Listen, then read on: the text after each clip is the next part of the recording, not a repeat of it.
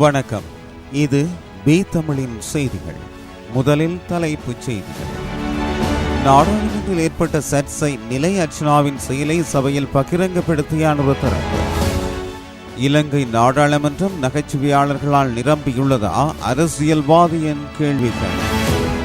2025 அனுர அரசுக்கு காத்திருக்கும் ஆபத்து. வெளிநாட்டிற்கு போலியாக GID கடிதமளித்த 2 கைது. பிரமிட் மோசடியை கட்டுப்படுத்த கடும் நடவடிக்கை, நீதிமன்றம் அதிரடி உத்தரவு. பாகரையில் துப்பாக்கி வைத்திருந்த ஒருவர் கைது. கெகலியாவின் வங்கி கணக்குகள் முடக்கம். சட்டவிரோதமாக மணலை ஏற்றிச் சென்ற கனரக வாகனத்தை துரத்திச் சென்று பிடித்த போலீசார். உலகை திரும்பி பார்க்க வைக்கும் ரஷ்யா, புற்றுநோய்க்கு தடுப்பூசி கண்டுபிடிப்பு. டிரம்பின் அச்சுறுத்தலால் கனடா அறிவித்துள்ள புதிய எல்லை பாதுகாப்பு திட்டம். பி தமிழின் செய்திகள். இனி விரிவான செய்திகள்.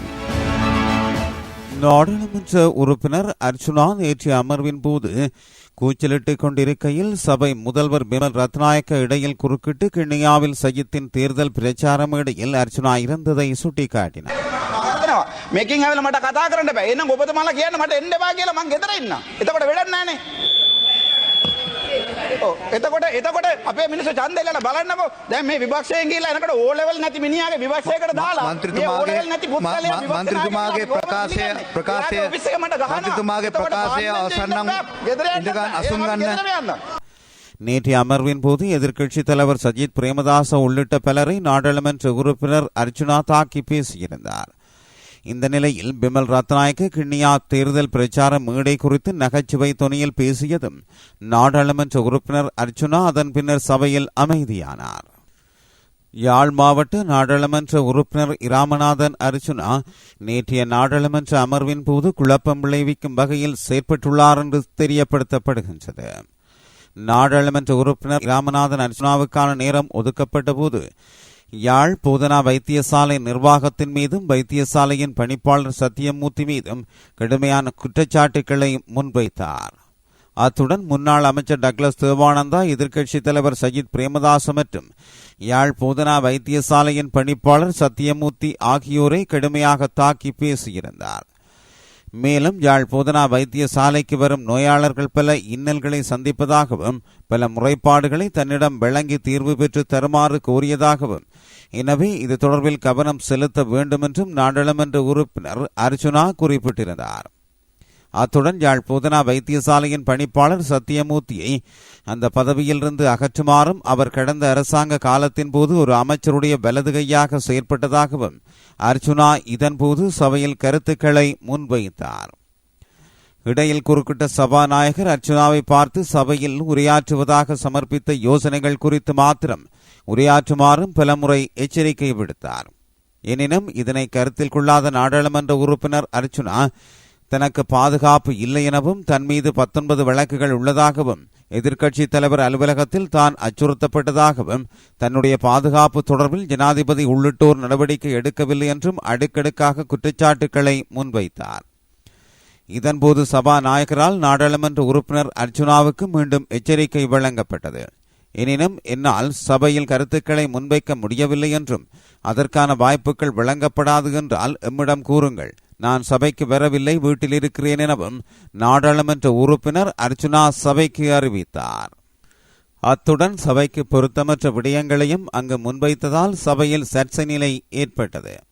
இதையடுத்து சபை முதல்வர் பிமல் ரத்நாயக்க குறிப்பிடும் விடயங்களை கருத்தில் கொள்ளாது மீண்டும் மீண்டும் கடும் துணியில் அங்கு நாடாளுமன்ற உறுப்பினர் அர்ச்சுனா உரையாற்றிய போது குறுக்கிட்டு சபை முதல்வர், நாடாளுமன்ற உறுப்பினர் அர்ச்சுனா அவர்களே, நீங்கள் கிண்ணியாவில் ஒரு அரசியல் மேடையில் இருந்தீர்களே, யாருடைய அரசியல் மேடை அது, யாருடைய மேடையில் நீங்கள் இருந்தீர்கள் என்று நகைச்சுவையான துணியில் கேட்டபோது சபையில் இருந்த ஏனைய நாடாளுமன்ற உறுப்பினர்கள் அனைவரும் நகைத்தனர்.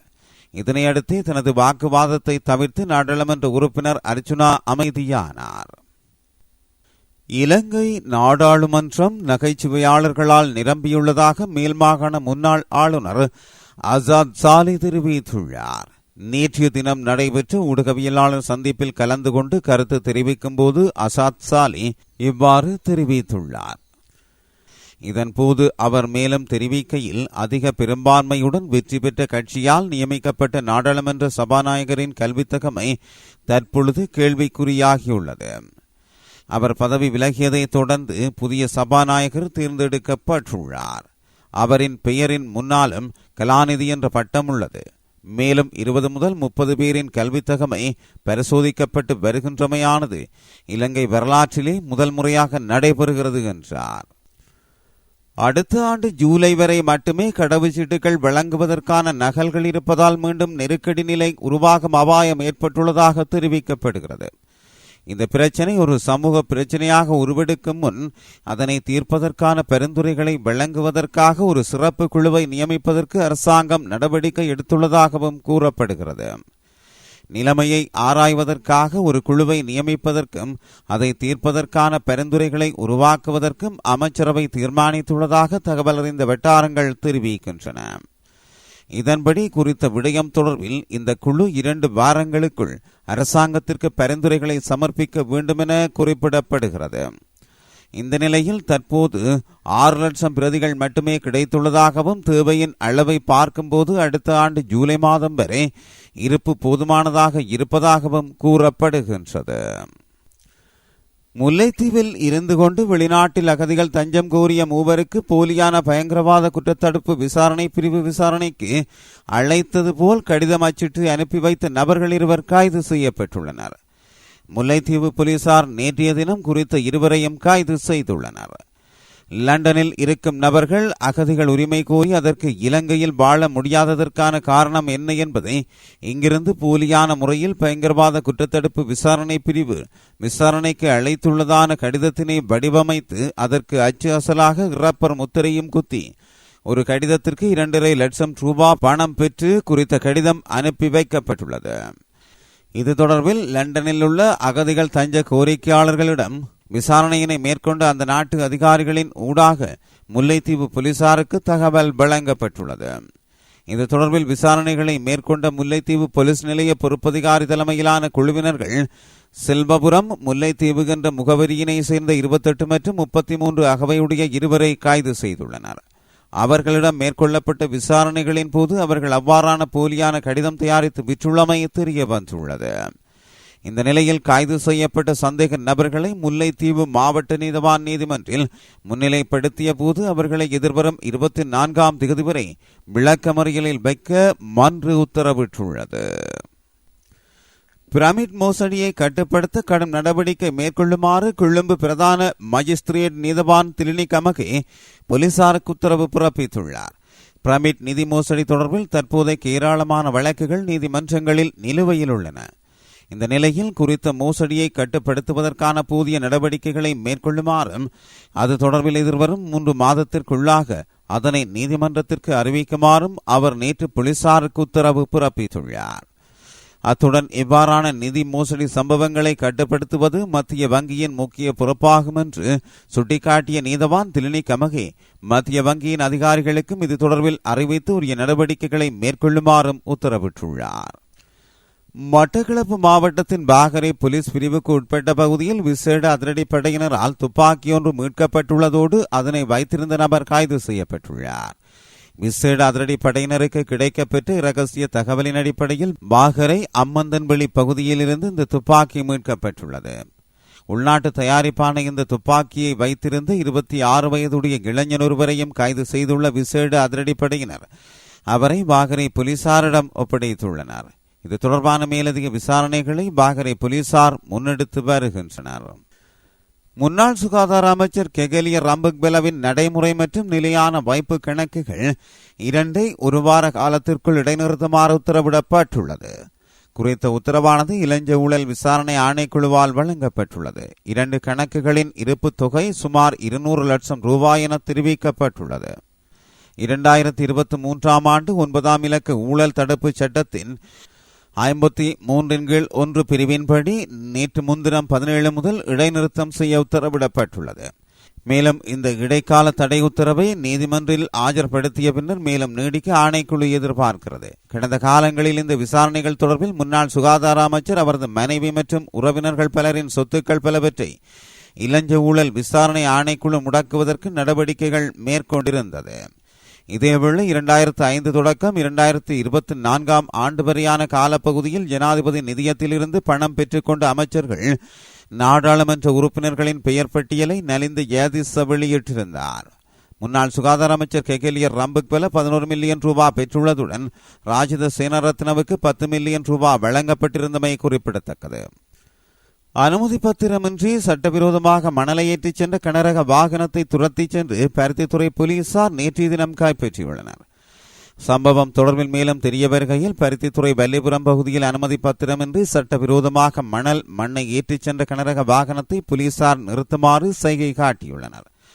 அதனை மதிக்காது கனரக வாகனம் நிறுத்தாது வேகமாக சென்றுள்ளது. இந்த நிலையில் சுமார் 40 கிலோமீட்டர் வரை குறித்த கனரக வாகனத்தை துரத்தி சென்றுள்ளனர். இதன்போது கனரக வாகனத்தின் சாரதி வாகனத்தை நிறுத்திவிட்டு தப்பிச் சென்றுள்ளார். இந்த நிலையில் குறித்த கனரக வாகனத்தை பருத்தித்துறை போலீசார் கைப்பற்றியுள்ளனர். எனினும் யாரும் கைது செய்யப்படவில்லை. இதேவேளை நேற்று முன்தினமும் நேற்றுமாக சட்டவிரோதமாக மண் ஏற்றிய குற்றச்சாட்டில் 4 வாகனங்கள் கைப்பற்றப்பட்டுள்ளதாகவும், இவை தொடர்பான தீவிர விசாரணைகளை பருத்தித்துறை போலீசார் மேற்கொண்டு வருகின்றதாகவும் தெரிவிக்கப்பட்டுள்ளது. தொடர்வது பன்னாட்டு செய்திகள். ரஷ்ய அரசாங்கம் புற்றுநோய்க்கு எதிரான தனது சொந்த mRNA தடுப்பூசியை உருவாக்கியுள்ளதாக அந்த நாட்டு ஊடகங்கள் செய்தி வெளியிட்டுள்ளன. இந்த தடுப்பூசி 2025 ஆண்டின் தொடக்கத்தில் அறிமுகப்படுத்தப்படும் என்று எதிர்பார்க்கப்படுகின்றது. இது நோயாளிகளுக்கு இலவசமாக விநியோகிக்கப்படும் என்று ரஷ்ய சுகாதார அமைச்சகத்தின் கதிரியக்க மருத்துவ ஆராய்ச்சி மையத்தின் பொது இயக்குநர் ஆண்ட்ரே காப்ரின் தெரிவித்துள்ளார். ரஷ்ய விஞ்ஞானிகள் புற்றுநோய்க்கான தடுப்பூசிகளை உருவாக்கும் கடைசி கட்ட ஆய்வு உள்ளதாகவும், கடைசி பரிசோதனை நடந்து வருவதாகவும், விரைவில் இது நோயாளிகளுக்கு கிடைக்கும் என்றும் அந்த நாட்டு அரசு மேலும் தெரிவித்துள்ளது. கடந்த சில மாதங்களுக்கு முன்பே புடின் இது தொடர்பாக ஊடகங்களில் பேசுகையில், புற்றுநோய் தடுப்பூசிகள் மற்றும் இம்யூனோமோடுலேட்டரி மருந்துகளை நாங்கள் உருவாக்கியுள்ளோம். இதன் கடைசி கட்ட ஆய்வுகளை செய்து வருகிறோம். விரைவில் இவை மக்களுக்கு கிடைக்கும் என்று தெரிவித்திருந்தார். விரைவில் இது மக்கள் பயன்பாட்டிற்கு வரும். இவை மக்களுக்கு நேரடி சிகிச்சை கொடுக்கும் பலனை விட அதிக பலனை கொடுக்கும். கேன்சர் பாதிப்பில் இருந்து மக்களை காக்கும் என்று அவர் தெரிவித்திருந்தமை குறிப்பிடத்தக்கது. அமெரிக்க ஜனாதிபதியாக தேர்ந்தெடுக்கப்பட்டுள்ள டிரம்பின் வரி அச்சுறுத்தலால் கனடா 1.3 பில்லியன் மதிப்புள்ள எல்லை பாதுகாப்பு திட்டத்தை அறிவித்துள்ளது. இந்த திட்டம் அமெரிக்க கனடா எல்லை பாதுகாப்பு, மேம்பாடு, கண்காணிப்பு, புலனாய்வு மற்றும் முன்னேற்ற தொழில்நுட்பத்தின் பயன்பாட்டை முன்னிலைப்படுத்துகின்றது. ஹெலிகாப்டர்கள், ட்ரோன்கள், கண்காணிப்பு கோபுரங்கள் மற்றும் கண்காணிப்பு நாய்கள் பயன்படுத்தப்படும். சர்வதேச அமைப்பு சாரா குற்றங்களை தடுக்க ஜாயிண்ட் ஸ்ட்ரிக்ட் ஃபோர்ஸ் உருவாக்கப்படும். நுழைவுச் சட்டங்களில் மாற்றங்கள் கொண்டு தவறான வாக்களிப்பு போன்ற பிரச்சினைகளில் ஆவணங்களை ரத்து செய்ய அல்லது நிறுத்த கனேடிய அதிகாரிகளுக்கு அனுமதி கிடைக்கும். புகலிட கோரிக்கைகளை துரிதமாக செயலாக்க புதிய சட்டங்கள் அமுல்படுத்தப்படும். அமெரிக்கா தனது எல்லை பாதுகாப்பை உறுதி செய்ய கனடாவிற்கு அழுத்தம் கொடுத்து வருகிறது. மெக்சிகோ மற்றும் கனடாவுக்கு 25% வரி விதிக்கப்படும் என்று ட்ரம்ப் எச்சரித்த பின்னர் கனடா இந்த திட்டத்தை உருவாக்கியுள்ளது. கடந்த ஆண்டு அமெரிக்க கனடா எல்லையில் 23,000 பேர் கைது செய்யப்பட்டனர். இது முந்தைய ஆண்டை காட்டிலும் 2 மடங்கு அதிகம் என தெரிவிக்கப்படுகிறது. இது பி தமிழின் செய்திகள். மீண்டும் நாளை சந்திப்போம்.